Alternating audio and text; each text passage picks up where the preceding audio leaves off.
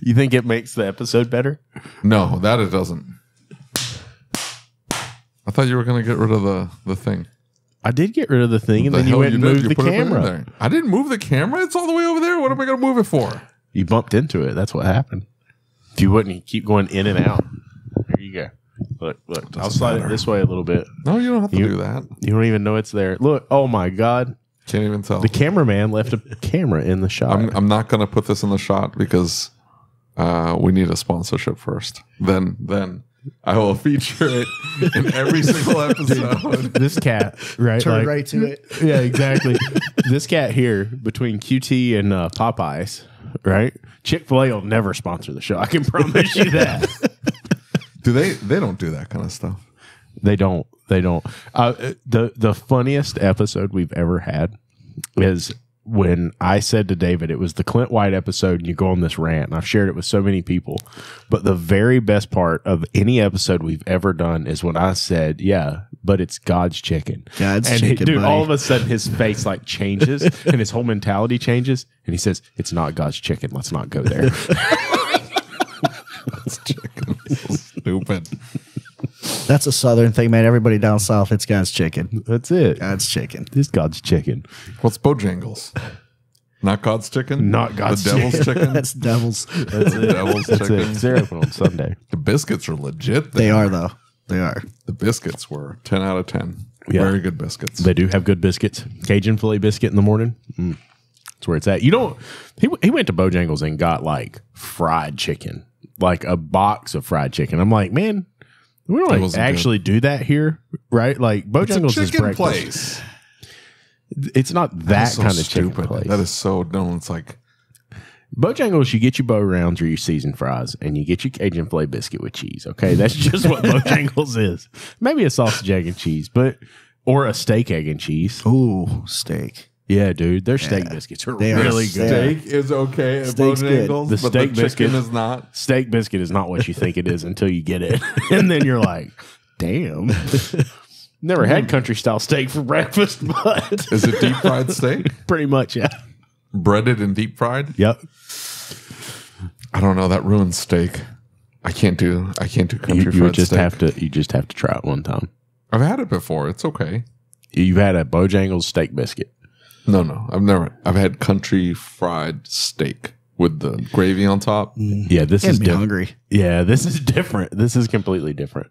I don't know. It's too much. Do you even have Bojangles by you? Hell no. Yeah, we ain't got it up in Chicago either. You're in Chicago? I'm right outside Chicago. Oh, well, Yeah. there you go. You know food then. They Yeah, got some good they food do in have Chicago. really good food. in Got to go to Chicago. sketchy areas, though, man. You're not going to the mainstream places. Yeah, I don't know. I didn't realize there were areas in Chicago that weren't sketchy. Is that a thing? Northside. Northside's beautiful, by Wrigley. was. Yeah. Now they back Audis right into the Gucci store and they break them all open. It got so bad that they all of a sudden that Magnificent Mile or whatever is now dangerous. Like it's sketchy. I like Chicago mainly because of the rental car agencies, right? When I roll up and I'm like, hey, there's a dent on the side of the car. And he's like, find a car in this lot that doesn't have a dent on the side of it. Like, go drive down the expressway. There's no nice cars. Yeah. Doesn't exist. Like the bump and grind thing. I enjoy that, right? Like push somebody out of the way. That's pretty awesome. You got to be ready to die when you're getting on the highways in Chicago. Like you're taking your life in your hands, and you know what? You got to be okay with that. Yeah. I mean, these really narrow roads. Like Before they elected in Beetlejuice, I absolutely loved Chicago. I love Chicago. I'm not a big city guy. Chicago's great. Chicago is awesome. I hate New York. That place can burn. Boston, I'm from Boston. Don't like it. Chicago, 10 out of 10. Yeah. The food's fantastic. Lots of things to do with your family. People are straight too. Like people are friendly. They're friendly, but if they don't like you or they got something to say, they're gonna say it. Yeah. I don't know. I've never had a bad interaction. You ever watch the show Shameless? No. So I'm Southside Chicago. Watch the show Shameless. That is legit. Exactly how it is. Legit. Yeah, my wife watched it. She enjoyed it. And you know what? That science museum in Chicago Beautiful. is Top notch. by far like the best one? science. It's whatever their main science museum, and it's a Science and giant industry. Yeah. And so like they've got U505 in the basement. I'm sorry. I know you hate it when I talk about like machines and stuff like that. He hates it, man. No, it's gorgeous. You know what we did? We moved to South Georgia there for like 10 months. Jacksonville's got nothing on Chicago. Yeah. Like I got homesick really quick. Oh yeah, for sure. For sure. Unless it's wintertime, then it's miserable. Yes. The weather is terrible. Well, you got winter and construction, dude. That's all you got in Chicago. Yeah. You know. But to visit, I don't know that I could ever live there. I'd have to be like crazy rich to live there and be happy. So I would never move there. But to visit and just go hang out for a weekend or for a whole week, there's so much to do there. Yeah. It's so much fun. The prices are reasonable. The food's good. The food is 10 out of 10. It's so good. Northwest Burbs, affordable, close enough to Chicago, still I don't know. still pretty safe, depending which part you're going to. You got to be Define safe, right? Like, I mean, I'm Northwest Indiana now, so I mean, I can carry open, concealed anywhere I go. So, you know, Northwest, like Gary, Indiana. oh yeah, like the shops I work at. I'm 5 miles from Gary. I mean, I'm right by the steel mills, man. Like right across Route 20. You see the steel mill, and on the other side is Lake Michigan. Yeah. So you go to the beach, you see the steel mills, or you see BP Amoco. That's what you see. Yeah. Nice. It's insane. If you've never seen it, it's the most surreal thing in the world. Yeah. Well, I lived in St. Louis. Okay. And one side of the Mississippi is like downtown, touristy. And then the other side is the most dilapidated. Oh, yeah. Like hellhole, terrible place you've ever seen in your entire life. And then what isn't completely destroyed is industrial. It's weird. Yeah. Yeah. That seems to be the Midwest thing, really, if you think about it. Yeah. Okay, so who are you? I don't know who you are. I don't know who I am. Can't either. believe I can't. I'm hurt. I'm infamous at this point, I think. I don't know. Yeah, I mean, I can see that. Well, I mean, that being said, you are kind of the new guard in training, Man, right? that's a wow. I don't feel that way. You know, I still feel there's a lot of dues to be paid, but I'm trying my best, man. I just want to you know, I had great teachers. Grew up in Chicago, right? So, you know, I'm from Thornton, Manna, Schotten, Ziegler, Ken Zanders, who's one of my favorite people in the world. You know, that's those are big shoes to fill. So I'm trying. I'm trying. Well, I mean, it's neat because you can see like when a good trainer comes onto the scene. Bro, and let him introduce himself. Like, I really have no idea who he is. Wow. Like, I don't know. I don't follow training. I go to these things to record and then I bounce. I don't go to the classes. You notice he said something about like, hey, I'm from Boston and then I lived here and then I lived here. And like, if folks are listening and they hear often that he moved around a lot, it's because people can't fucking stand the guy. They kicked your ass out, dude. Get exactly. out. He's so rude and intolerable. That's why you're not living in Chicago. They kick your ass out, dude. I'm sorry. What's your name and what do you do? I am Andy Fischer. I'm kind of jack of all trades in the industry. I'm a diagnostic tech and a part-time trainer. So no, that's cool. Doing so you working in a shop then? I work in a shop. I just left an extremely high volume place. Went to a more relaxed, low volume just to you know, my mental health. I'll be honest with you. Yeah. I couldn't handle the 20 cars a day anymore. It was just getting to be too much.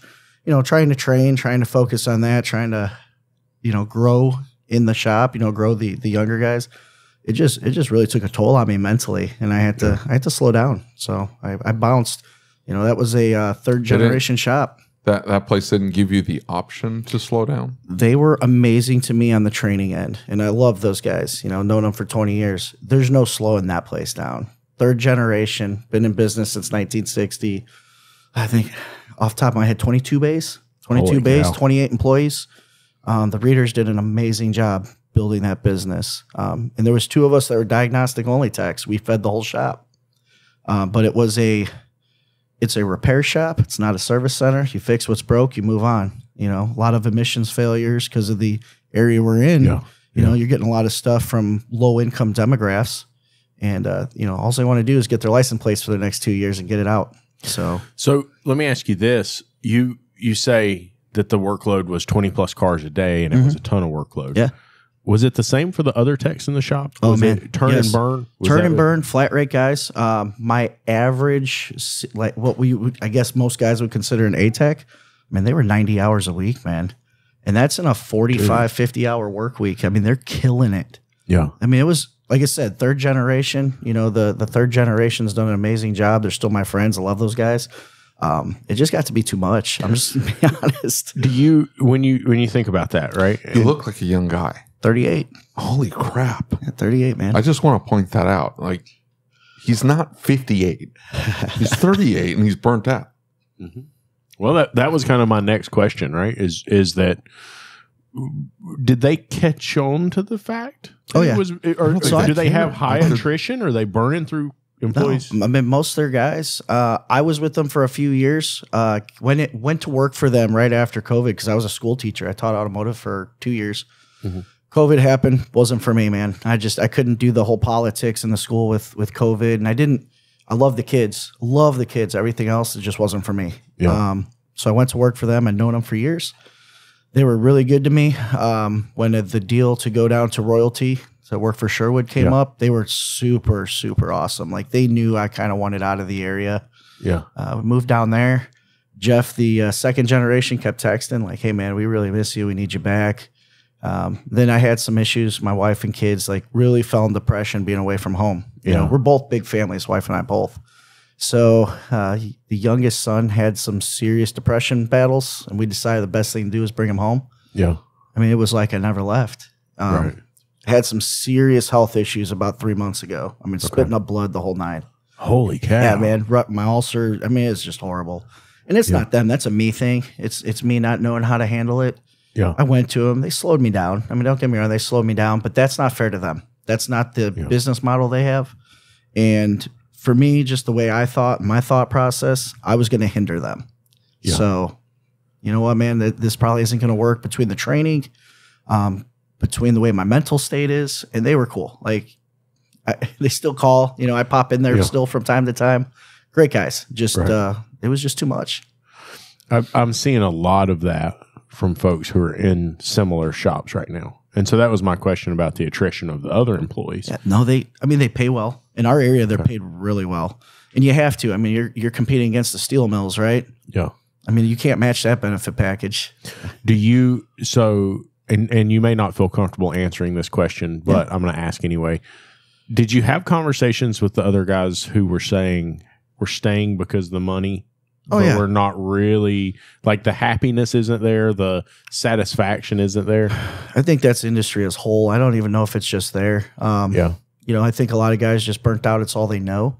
Yeah. A lot of the guys in our area, they're the ones that don't want to work at the mill. They don't want that, you know, swing shift, 14, 16, 18-hour days. They don't want that. So, you know, the automotive industry really enticed them. Yeah. I mean, honestly, if we're honest with ourselves, since COVID, I mean, things have really turned around in the automotive world, you know, as far as money and benefits go. For sure. So I think a lot of them, it's money, man. That's all they care about. And that's cool. Right. Like that's some people's motivator, not mine. Yeah. I'm in the same boat. The money doesn't really motivate me that much. I mean, I like money, don't get me wrong. You need it, right?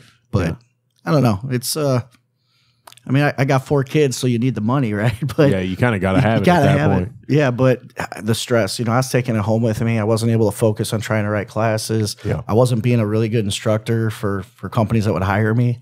And I decided, you know, I gotta pick my lane. Yeah. And they were respectful. I mean, they were super cool with me about it. So like, I'll forever be indebted for that. That's an interesting point, because Eric that works for me, and I have had conversations about, I guess the best way to explain it is this little stress bug in the shop, right? And so I've noted that he gets upset and he gets wound tight.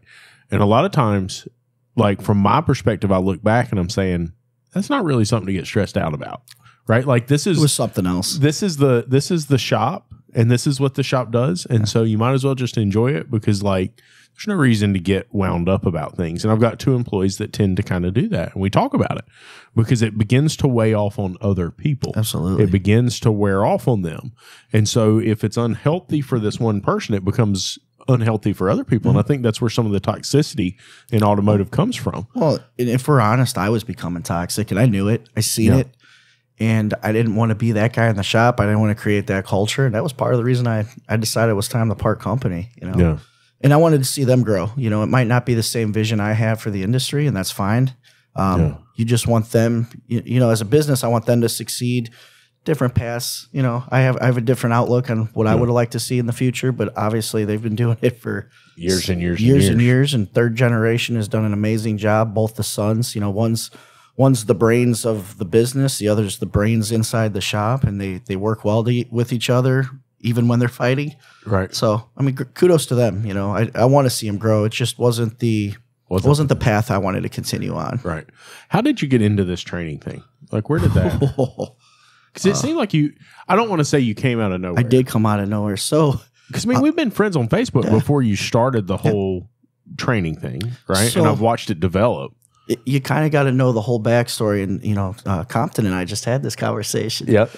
Just to give everybody a little background, you know, my grandfather was a shade tree. Okay. He worked in a paint factory in South Chicago Heights, millwright, but he loved cars, worked in the shop. So Ken Zanders at the time was working for AC Delco. And on Saturdays in Hinsdale, Illinois, he would have classes. Okay. Grandpa loved it. Old Pollock that couldn't read his own handwriting. Right. So 6, 8-year-old me would go with Grandpa. I'd take notes for him. So Ken's always been a huge inspiration for me. But I battled social anxiety horribly. Okay. I always had dreams to teach. This deal at the high school came up. A 40-year instructor got let go. I could do a podcast on just the things I went through there with you guys. But, you know, it worked out. I became a teacher. They handed me the keys, told me good luck, really no guidance. Yeah. And I realized I really enjoy it.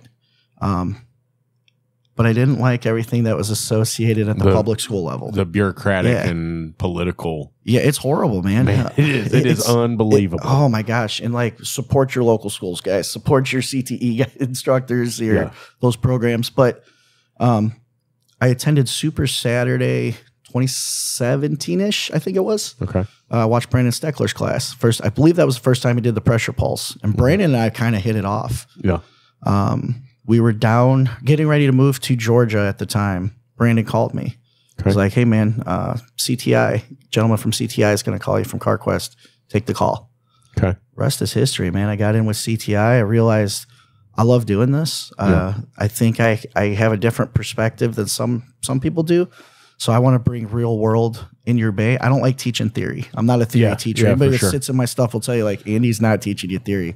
I want to teach you what's going to work in the bay tomorrow. That's what I want to do. I want to put you in the mindset of what I'm doing. Yeah. I think a good blend is really important because, like, the World Pack classes that are operational on this specific engine. Yes. Right? I really enjoy that. Like, you know, some of the Cameron Conover classes where we talked Volkswagen and the thermostats and, like, being able to see that and sit through one of those classes where they really deep dive into it. When was the last time you sat in one of those classes? How long has it been? 2 years, 3 years. Lies. I bet it's been 7.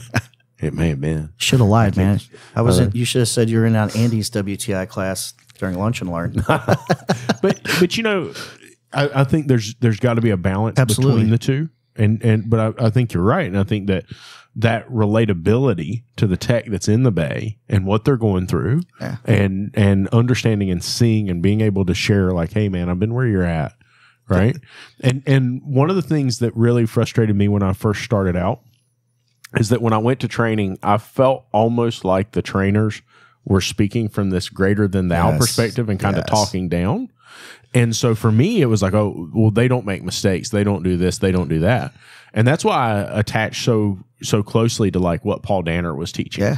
Because, like, Paul's sitting there. I'll never forget one of the biggest turning points for me with Paul's content was the Jeep fire. Right, where he burns the Jeep to the ground. And he's like, luckily, this is mine. But I just want to point out, like, if you catch a car on fire, you own that car now, right? Like yesterday, you know, let it burn to the ground. You hit it with a fire extinguisher. He had left. Right, he had worked on it, took it, and left with it, and then it caught on fire in a parking lot. And he's like, "I'm just telling you, if this happens to you, you bought that car." Well, and being real and honest, I mean, yesterday we did an 8-hour class with these guys, and it was a diagnostic playbook. You know, overcoming roadblocks. It literally was me talking to them about all the mistakes I make. Yeah, for sure. What always bothered me from a student standpoint is I listened to that guy, like you just said, there at the front of the class, they're telling me all these great things and these techniques they have. I love that. That's great. Tell me how you got there. Yeah. Show me your, I'm a big sports guy. I reference Michael Jordan all the time, Right. His success was built upon failures. And he says that in commercials. He says that in interviews. Yeah. Show me those failures that built you into that. Yeah. And a lot of guys, they don't want to, that's hard to open up that way. For me, not it. I'm going to show you everything I did to fail. Jeff and I have talked about it at length. And, I've talked back and forth. I've commented in some of Michael Berg, the Flat Rate Masters videos and some other stuff. And we've been chatting over the past couple of weeks about it. One thing that I see, especially when it comes to that technician role, right, is that we really have two camps. We have the camp who doesn't care about failure and doesn't care about how I got here. It's, I want my paycheck. Yeah. I want my paycheck. I want my paycheck. Right. And then you have the camp that says, okay, like I've told this story about my uncle in the past. My uncle was a truck driver. Okay. And when I was very young, I was probably 7 or 8 years old, he had stacked like 6 boxes of 50-pound boxes of potatoes on a hand truck. And he pulls it off and he sets it in the middle of the street. And there's a curb there. And he's like, you got to get that up there. And I'm like, but I can't. He's like, what are you going to do when you're by yourself? I can't doesn't count. Right? Like there is no, I can't in life. You have no choice. You have to do this on your own. Now he was an ass in a lot of ways, but like that lesson has stuck with me. And so the answer to the story is we'll go up the street a little bit to where there's like the little handicap spot and pull it up there because you can get it up. But like, don't just look at this particular scenario in this box and say, I can't do it. Blinders. Yeah. And so one of the things that I think about when we talk about, especially diagnosticians, when you're a shop owner and that client is depending on you and or you're a mobile tech and that client is depending on you to find the answer, there is no I can't anymore. No. Right? It's either I'm going to figure it out or I'm going to admit defeat. Sometimes you back yourself into a corner where you can't just admit defeat. You don't have the money to pay for the F up. You don't have the option. And so it's interesting to me to see those two camps. The ones who recognize, like, it's me. I'm going to solve this problem. And you talk about Michael Jordan because it kind of comes back to the same thing. Well, why was he successful? It's either I'm going to or I'm not going to. And practice. Right? Exactly. Practice. So I'm just going to keep going. I'm just going to keep trying. Yep. While the others say, well, you know what? That's too hard and that's too frustrating. It's not fair. I should have to do that.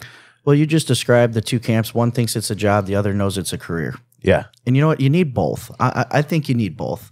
Yeah. Because sometimes the guy that it's a career might be a hindrance to you at times. Yeah. And we have to acknowledge that. Where the other guy is going to turn burn and he doesn't care. He's going home at 5 and he made you a ton of money that day, right? Yeah. So I do think there's a role for both thought processes in this industry and in the shop. But again, it's like anything else. It's a job or it's a career. Most of the guys that have that want to go the extra mile. They want to figure it out. It's a career for us. Yeah, for sure. And I think that there is a difference in the reward and satisfaction for somebody who views it as a career. Yes. Because now I'm seeing progress. This is about going on a journey. This is about taking steps to further myself. Evolution. This isn't just about fixing cars. No. Right? It's not. And I think that is a really sad state to get caught in. Like if you're in the job category and you hate life and it's miserable, that's a sad state to be in. I guess it depends on the mindset going into it, right? Some guys, you know what? I'm going to work my 8 hours. I'm going to turn and burn all day long. And then I'm going to the softball field. I'm going to slam a couple beers, be with my buddies. And hey, that's cool. Like if that's what the motivation is, but when it's what you just said, when you are miserable and you're just going through the motions, getting it through, that's when we have problems. Well, it wears on you. It wears you down as a human being. And I've seen a lot of technicians. We talked to a lot of technicians, and some of them become so focused in that concept that there is no path forward, right? And I've had to tell some people like, hey, man, you just need to get out. I've had to have conversations with techs and say like, hey, you're talking about your boss, but I hate to tell you, you might be the toxic one here. And that's a hard thing to admit. Yeah. I mean, you heard me say it. You know how long it took to come to that conclusion, though? Like, you blame, you point the fingers, you say, it's got to be him, it's got to be him. Well, how many times do I got to make a change before I realize it's me? Right, exactly. Name Well, on the building's changed, but I'm still the same guy. You gotta I keep admit it. changing things all around me, but the problem remains the same. What could it be? Noah that works for me, we've had some interesting conversations since he started working for me, and he's going to kill me for talking about this, but he came from this dealer world, and it was very political, and it was very bureaucratic, and it was very much like, hey, it's us against you, right? And so we've always believed in extreme ownership, and we've always talked about like, hey, if I make a mistake, I try my very best. Sometimes I don't even see it, but like it's rank badges and everything else often in the middle of the table. Let's just sit down and talk about what happened, right? And he's like, yeah, but somebody has to be to blame for this. And I'm like, man, but you don't understand. Like, if we're trying to place blame, we're not trying to solve the problem. Exactly. Like, it's not about whose fault it is. It's about how do we not let it happen again. But in that world, right? And I'm realizing this more and more. In that world, it is all about blame. It is in the world that he came from. Their entire focus was, who can we put the blame on for this so somebody else doesn't have to pay? And so they just diverted blame, and they moved this responsibility around the shop at will when they wanted to, for whatever reason they wanted to move it. You just described public education too. Oh, dude, that's a bad one. It is. Same thing. That's a bad one. Same thing. Our CTE instructor for automotive and the CTE crew in our local high school and the local community colleges is the best I've ever seen, right? Because they work together. But I've watched what they've done to the community college instructor by bringing him into that bureaucratic mess. It's tough. And having to fight that and go back and forth constantly. It's awful, dude. Yeah. And you can't expect them to stay like that. It's like, okay, we're going to pay you pennies compared to what you earned elsewhere. We're going to fuss about you to everybody else. We're going to fuss about you to you. We're going to give you no options to fix it and make it better. And it doesn't matter what you do. It's wrong no matter what. And this is at the college level? Mm-hmm. In the high school level, they're going to give that guy all the kids that don't even want to be in his class. Yeah. Just because just push them down there. They need that pathway. They got to graduate, right? It's, oh, man. Like I say, I could probably go for hours on that. I'll stay off the soapbox. Our high school has been exceptional. That's awesome. That is the exception. Not what they've done.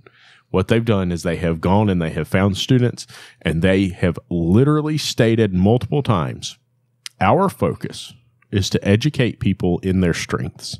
Let's figure out where they're strong now. Let's figure out what they're passionate about. And then let's make sure we guide them, because we are guidance counselors.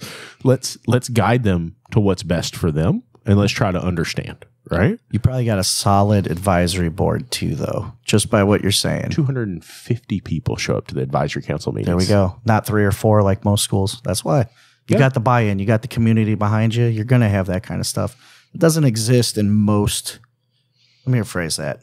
In my experience, I've never seen that. I might have, during advisory council, 3 or 4 guys walk in. Yeah. That was on a good day. So it's been really neat to watch, because you want to get the attention of the superintendent.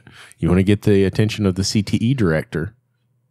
Buddy, let me tell you something. When you start showing up with 250 people and you're having to call the superintendent to say, hey, I'm going to exceed the capacity of my of my classroom for this. Is that okay? That's awesome. That's really cool. That's huge. And giving away cars and doing all this fun stuff and being involved and engaged with the community makes a huge difference. And you're getting buy-in from the students too. Yeah, for sure. And that is definitely what's missing, right?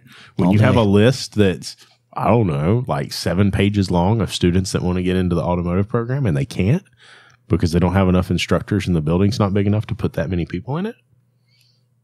David, you're quiet. I'm assuming yours is the exact opposite in your community. David hates to be engaged with anything. They send my kids to private school. Smart man. He, here's the thing. Is if you took David to an advisory council meeting, if there were more than 4 people, he would start sweating a little bit, and he would just be waiting to get out of the room. I wouldn't. No, what I'd get mad about is every dime spent in there. That's getting pulled out of my property taxes. That's getting pulled out of my property taxes. David's that guy. How much? I am that guy. I'm not. How much do you make? $87,000 a year. I would have lost my ever-loving mind. Going, what is it that you do? I would have been the guy from Office Space. What is it that you do here exactly? I'm that guy. Yeah. You know, I would understand your hate and your frustration. Well, let me tell you about some hate. I get an email from my city. They're having a barbecue for local business owners. They want to get all these local business owners and have a barbecue and just network and get together. And how much is this costing me? That's what I want to know. I can see the money getting extracted out of my sales tax every single transaction.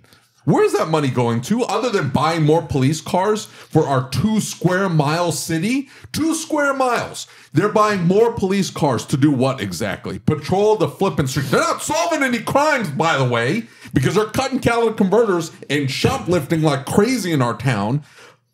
But they are stopping people left and right from going 35 into 30. When's the 2024 run for you? They have a little zone right here. They have a zone. From that way south, it's 35, and that way north is 35. But in this little section, running through the middle of town, it's 30. I wonder why. Because the cop sits behind this building and just zaps people all day long. $250 a pop every single time they come by. So what are they like? Hey, we need more cars here. That's what we need. They're always flipping hiring. That's what they're doing. They're the police department. Where are they getting this money for?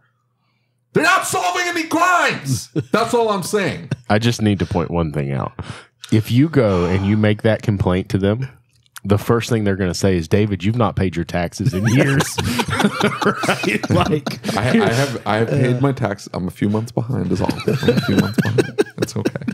Well, dude, if that's the case, you are ready for a political run. No. Let's go, man. I would lose my mind on these people.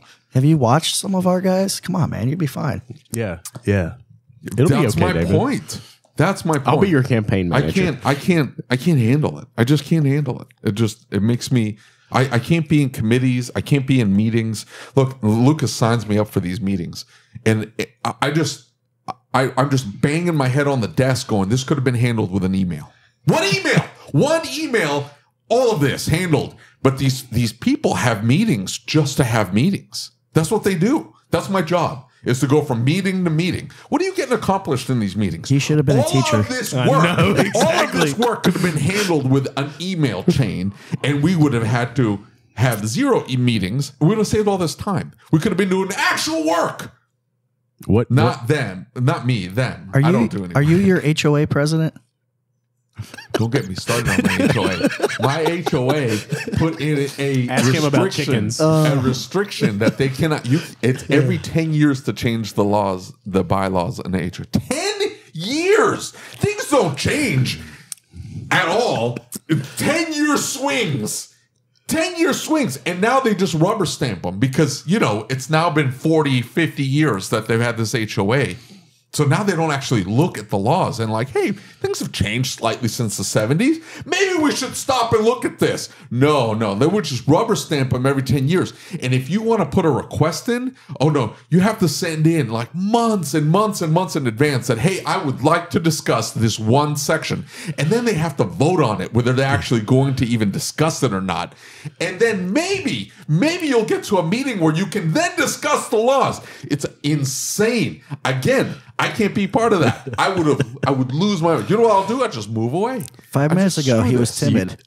Look, here's the thing: is one thing that you learn about this, about having podcasts with David, is that mid rant you don't take a sip of your Mountain Dew because it'll end up in your sinuses, right? And like you get pretty good at it, you can force it into your sinuses instead of out of your nose on camera. I'm just telling you, I would abolish. I'm going to piss off all the public school people. I would abolish public schools tomorrow. Don't vote me in. I will get rid of your job if you work for the public school system. You'd be out of a job tomorrow. All of them. Every single one. I don't care how good. You're a great teacher. Great. You'll get hired by a private school. Somebody will hire you because you're a great teacher. Great. Congratulations. I'm sure we're a wonderful teacher. Somebody will hire you. Somebody will. If you're a shit teacher, guess what? You're out of a job. Congratulations. There's the bread line. That's it. Get rid of all of it. That's wow. So we talked about Champlain Towers yesterday, right?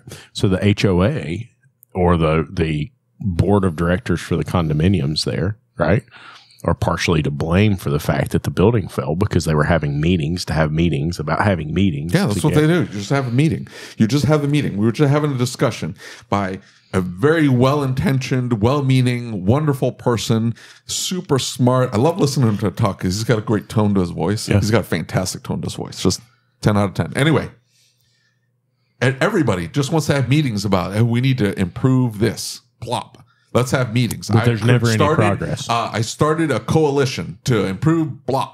It's like, okay, anybody know about this coalition? No. Nobody knows about it. Okay, so what are we doing exactly? Nobody knows about this. 600,000 technicians, nobody knows about this. So what are you improving? Nothing. You know what you're doing? It's a giant circle jerk is what it is. Everybody gets into this giant circle. There goes the drink in the sinuses. Earmuffs, kids, earmuffs. Don't ask about what that is. they get in a big old circle. And you know what? They're doing it to each other like, blah, blah. They're just back and forth, back and forth. What got accomplished here? Nothing. Nothing got accomplished. You're right. And I think that there's tons of great intentions, but I don't know how to fix that. You look at ASTA and we have action and things that are happening, but it is extraordinarily difficult to get traction and get everybody in the same room or on the same page. And so I think the meetings are a byproduct of trying to get people on the same page so they'll go out and take action on their own. You're not going to get everybody on the same page. There's too many conflicting interests. That's the problem. Yes, there's too many conflicting interests. It's just like every bill that gets passed in Congress. Now we've done it. We might as well go home. Just talk over it. 150 pages. No, we can leave at this point. 850 pages. There's a lot of good intentions jammed in there. A lot of good intentions. Guess what? It gets nothing accomplished and lots of money gets spent. That's it. That's all it does. It doesn't actually accomplish anything of any benefit. It just spends a massive amount of money. But there were good intentions to begin with. Everybody wanted to get A, B, and C done. Well, nothing gets accomplished. Talk about education, right? Because that is something that I have personally seen in education. Is like the guidance counselors have good intentions. Absolutely. They're not trying to harm the kids. They're not trying to harm the teachers are not trying to harm the kids. It's everything else. It's that, okay, well, my perspective of how to solve this problem is A. His perspective of how to solve this problem is B. I have one thing I need to get out of this. And in a way, it goes back to performance-based pay plans, right? It almost goes back to the flat rate argument because they have specific metrics they're supposed to hit. Absolutely. And you put those metrics on the table, and now to keep my job, I have to hit this metric. So it shifts, and that was part of the conversation I had with Noah. I'm like, dude, I don't care about the effing hours. I care about the client being served well. I care about the client being taken care of. The hours are the hours are the hours. Who cares? But don't send out shit work. Don't send out work that doesn't have a good write-up because you're worried about the hours. Yeah. Right? Do a good job. He's like, yeah, but the dealership measures you on your hours, and if you're not billing enough hours, you're the first guy to go when something goes wrong. That poor guy's got PTSD. Yeah, dude. He's been treated very bad. I've seen it. Right? That's every dealership ever. Somebody commented not every. on it. I'll tell you what, man. I was a dealer guy. I love the dealer I work for. Small town, small family owned. They treated me like a king. They were really, Are they still open? They are still open. Lies. And I don't believe it. I would have went back. I would have went back. It was during COVID when I left teaching, and they just didn't have an opening. I accepted where I went, with the readers. 2 months later, they're begging and begging and begging. And honestly, I probably would have went back at some point. They were good to me. And around me, every single dealership I've ever interacted with, they're all cutthroat. They will cut you the minute that you drop below this certain hour. Hey, your hours are under 25 are gone. Gone. Yeah, you didn't have that there. They were good. Yeah. Honest to God, man. They were so good. I've watched some dealers and Noah's situation is that he had been at a dealer and it was, hey, it feels kind of weird that they've not updated anything. It feels kind of weird that nothing's happening, and we're super busy, but we don't have new equipment, and we're super busy, but they're not building a new facility and they have space to build a new facility. It's just odd. Right. And then they're like, well, the key thing was they kept coming in and saying hey, we'll never sell. You're part of this family and we care about you. And then like one day they walk in and say, "Oh, by the way, we're your new bosses." That was absolutely for sale. Right? Yeah, I tell exactly. my employees every day that my shop's up for sale, just in case. Everything's got a price. Yeah, like this cat's just waiting on Juan to bring him $100 bill at this point, and he's like, He just for has the to take on transaction the debt. fees. I just have to slide that debt over to his name, and then he can take over. I'm gone. I burn rubber. I'm gone. Getting into politics then. Yeah, Oh, hell no. Hell no. you've been around me too long. I'm gone. I'm gone. From the Gone. south all of a sudden. It's terrible. What have we done? I can't do politics, man. I'm sorry. I can't do it. I think you'd be good at it. How is that? I don't work well with others. You remember our last president, right? Come on, man. He doesn't. He works well with others, kinda. Did you watch that trial? He wrote the art of the deal. Like he's a negotiator. That's what he does. You could be an author first. What you didn't know was ChatGPT actually came to be years ago. ChatGPT wrote the art of the I don't know, deal. dude. If you've ever sat down and tried to read a Donald Trump book, like it sounds like he wrote it. Trust me. It You're reads "Whoa." like he talks. Yes, it reads exactly like he talks. This is a rough read. Yeah, says, "Hey, can you?" That's what I'm going to do. I'm going to ask ChatGPT to translate a Donald Trump book. It's not. I will tell you. There's like tiers of terrible writing.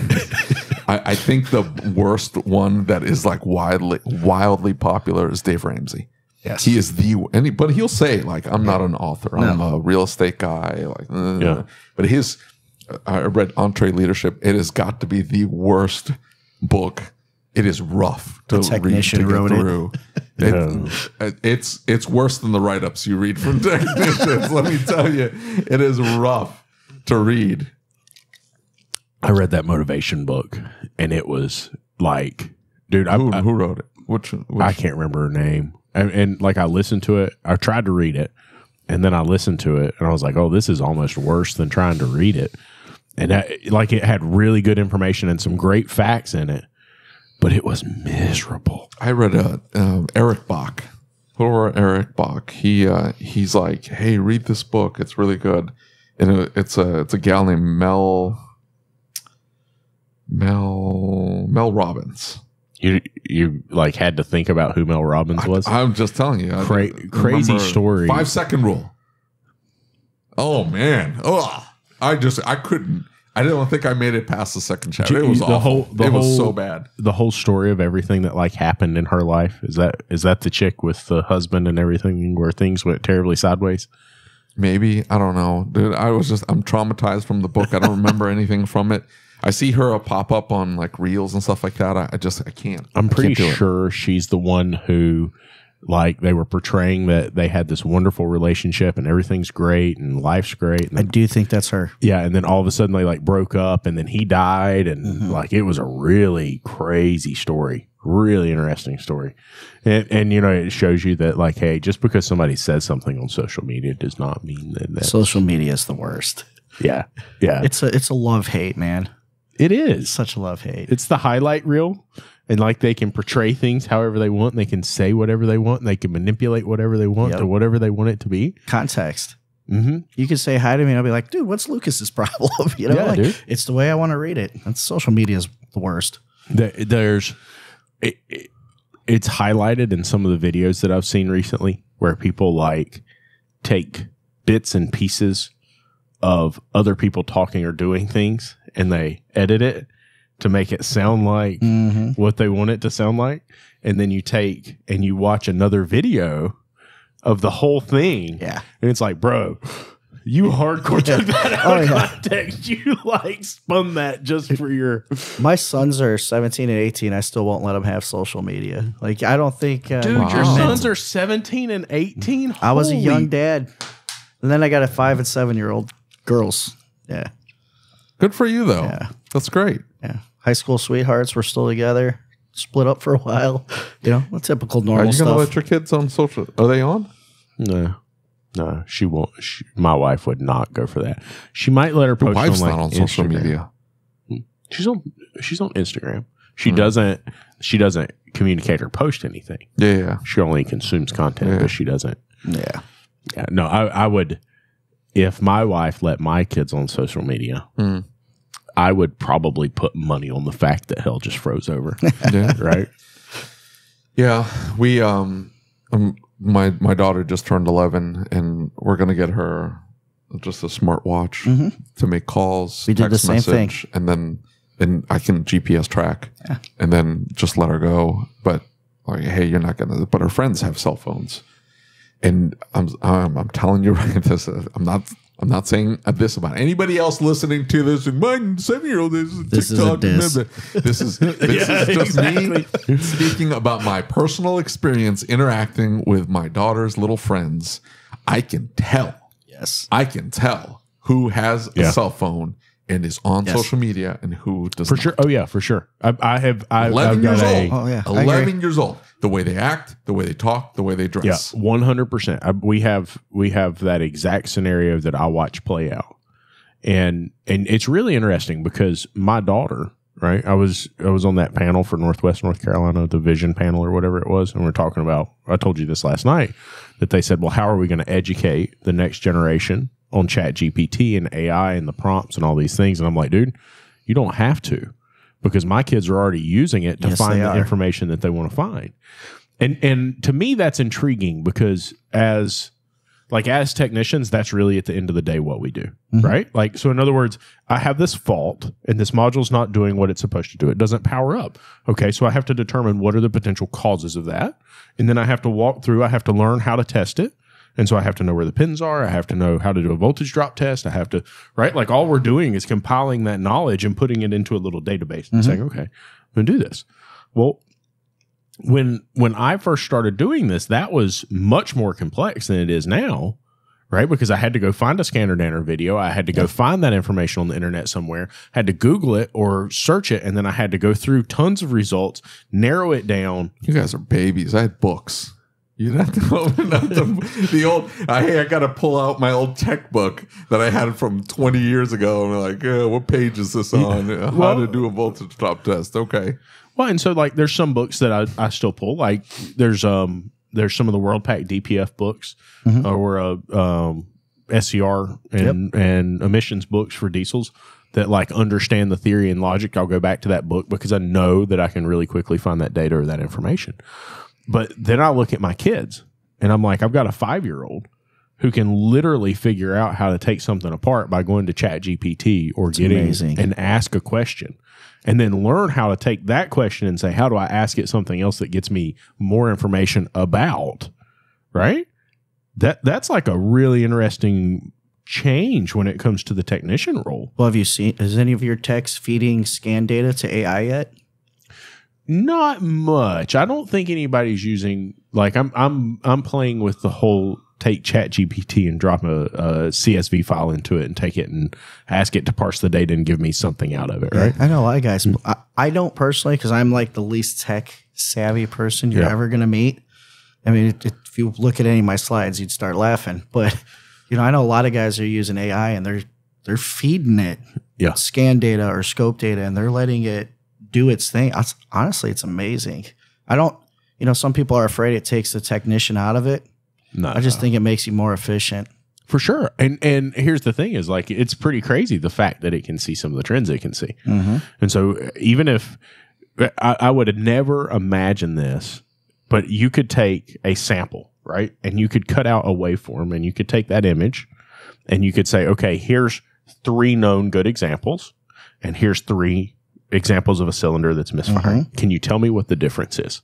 And it will come up and it will highlight a part in the graph and it will say, hey, I noticed there's a difference here and it's consistent against these 3 images and it's not in these 3 images, right? I used to have to call Brandon and be like, what does this mean? Like, hey, it's got this little bump over here and this little high spot over here. And he's like, hey, by the way, your transducer sucks and I can't tell you anything. It means nothing. Right? Yeah. No, man, people get scared. I always joke Skynet's here, the T1000's coming, Yeah. But realistically, you've got to embrace what's coming. For sure. And from a technician side, a lot of techs are scared. Oh, this is going to replace our jobs. No, dude. One, it's still going to make mistakes. Yeah. Just like we do. You have to be able to parse that data. That it's going to replace us? Oh, I hear it all the time, man. By whom? You don't go into training classes, do you? Apparently. Yeah, come hang out with us out here. Think that? I've heard it multiple times in classes. One can only wish. You're terrible. That would be awesome. Having robots fix the cars. They work 24/7. They don't ask for time off, raises, nothing. They just, hey. And I just have one person fixing the machines. That's it. How's that not the dream? Could you imagine him yelling at a robot? Could you imagine that? Like it wouldn't do what it's supposed to be doing? It becomes T1000. Grabs him by the throat. What happened to David? He went the way he always dreamed. Well, it's like saying that you're going to get rid of software engineers because of AI. Like, hey, write me this game or whatever. Like, we're fine. Like, it's not going to replace them. It's going to make them more efficient, like you're saying. Well, it goes back to the JetBlue conversation that we heard at ETI, because that's what they were talking about is like, hey, we have no intention of this technology replacing our CSRs. Our CSR is literally asking the questions, and it's just recording the conversation, and then it's using those as prompts. When the client says something, it filters it out. It's only talking to one side of the conversation. It's listening to what the client says, and then it gives potential answers. And the CSR is to take those answers and say, okay, out of this, what makes logical sense? I have to have a base knowledge. I have to have an intimate knowledge of how this works. Yeah. And then I can take it and analyze that data and do something with it. And I kind of got into a little bit of a argument with one of the guys that was at that event, because I said, we've been seeing this for years and years and years. And he said, no. No, what you're talking about is machine learning. Because I was talking about fuel trims, right? Mm-hmm. I was talking about in the 80s, the really, really smart people in the automotive field looked at that and said, if it can do that, there's lots of other things that it can do, right? Mm-hmm. And so those who looked at that, acknowledged it, right? And your Peter Orlandos who look at it and say, whoa, that's really cool technology. I could do A, B, C, and D with this. They saw that we were moving to deep learning. They saw that we were moving to AI. They saw the potential of what this could do based solely off the fact that, oh my God, this machine can take input data and can shift its output based on that input data, because we've said if X is this, then Y is this, right? And so that technology is fascinating to me. And that deductive reasoning. Now, a diagnostician, their biggest thing is deductive reasoning. And that's where I see the majority of technicians have problems. Yes. Because they get stuck in the deductive reasoning cycle, and they don't do the Dr. House thing. They don't say, well, it could be A, B, C, and D. They rabbit hole and they go deep down into this one aspect of it. Yeah, the tunnel vision occurs. And AI, one cool thing about it is it can tunnel vision, it can hallucinate, but it is much less likely to go down one single rabbit hole. If you ask it a question, what could cause A? It gives you all the answers. It doesn't look at something and think, well, I think it could be that, so I'm going to go this way. It's a broader thought process. It's very good at deductive reasoning. And it's just another tool in our toolbox. Yeah. Well, you are not gonna replace technicians. No. And you are not going to ever find yourself in a situation where the people who are using that technology can depend solely on one technology. No, I agree. It's not going to happen. There's too much information. There's too much data. There's too much variance from automobile to automobile. Right. Well, remember, I preach this. We don't live in a world of black and white in the automotive industry. Yeah. Everything's shades of gray, right? Yeah. Maybe if this was a black white, it's got to be this or that. Maybe, but not with what we're doing, not what we're seeing today, at least. Yeah, for sure. Well, and I talked to David about this last night. My mom's going through some health stuff, right? And I said I was really frustrated because as we started researching some of the stuff that was going on with my mom and some of the health conditions that she had, we realized that the doctors were not using the treatment they should have been using, right? In like a bad way.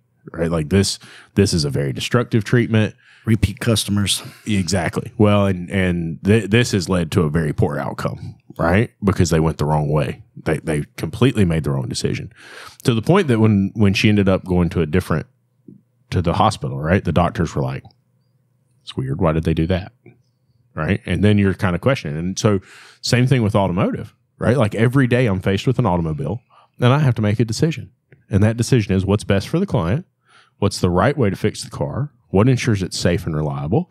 And so we live in that gray world. Mm-hmm. Technicians have this very not all technicians, but it's easy for the technician to get the mindset it's A or it's B, right? Because we're very analytical and we look at this data and we say, okay, there's only two options. But the reality is like the way that I go about fixing it, the decisions I make around fixing it, you never know truly. Are you right or wrong? No. Right? I agree. Like we're just kind of along for the ride at that point. Unless you're David and then you know everything. Is that true? No, it's not. Why do you act like it then? It's confidence. You just gotta, whatever it is you say. Just remember, confidence. There's a fine line between confidence and arrogance. You're walking. I cross over that line all the time. Are you kidding me? People get very upset at me. Well, and you know, David's logic is let me exude confidence. So maybe they won't ask any questions, right? Like I don't know. Maybe he likes the arrogance thing because people just leave him alone. I've got so many pictures of people giving this dude a hug. That might be it. The look of disgust in his face when people give him a hug. The LOD. Listen, I'm just telling you right now. I've been to the bathroom 2 or 3 times now. I don't think I've seen a person wash their hands once. I'm just saying. Everybody wants to shake your hands. I don't want to shake your hand. That explains the fist bumps now. Yeah. I get it. It's just, it's just David. It doesn't bother me, right? Really? No, I don't even care. I'm over it. Like, we're all going to die. Listen, like, the like dude's that? in the bathroom shaking the toilet paper off his hand, trying to get off. Hey, man, how you doing? You like that meat sweat all over that hand? Listen, we pulled a tire off a car and ate a ham sandwich just as soon as we pulled that off, and it ran over roadkill 30 seconds ago. I'm pretty sure I'm wearing gloves, and I take the gloves off. There's gloves underneath gloves. I don't eat that. That doesn't even bother me at all. The ones like when Mom was in the first hospital she was in, like they've got these yellow things they put up on the door, and it's like touch hazard and like. Whatever disease, and you have to wear a poncho when you go in and all this stuff. And I don't know that I like being in the same hallway as that, you know, I'm good. But like, I really typically don't care unless it's alive. I did pull a live squirrel out of a car one time, and that was I don't know what it is. Maybe it's the fact they can climb so well or something. That is like, that's traumatizing. Yeah. The squirrel? Yeah. I mean, did it attack you? It was the fear that it was going to. I had a chipmunk decide he was going to go crazy on me once I pulled him off an engine bay. So I get it. The fear is real. Yeah, man. The fear is real. Like, and you like grab the tail, and the worst is when you realize that it's still alive. Yeah. And that initial jerk, jerk reaction. Yeah, but at that point you just drop it. You throw it out the guy holding the garbage bag next to you. Exactly. That's why you have staff. Make them do it? Yeah, absolutely. I'm not trying to get up in this. I'm good. I'll pass. You should have seen my techs get freaked out by brown recluse spiders. And they were very adamant because, you know, they tell me they're brown recluse. I'm like, they're not brown recluse spiders. They just look like brown recluse spiders. And apparently one of my technicians worked somewhere at a warehouse that was infested with brown recluse spiders. So he got really used to looking at them and seeing that's a brown recluse. They had an infestation. So he was always vigilant because he didn't want to get bitten. Anyway, we had brown recluses in my bathroom. Nobody would come near it.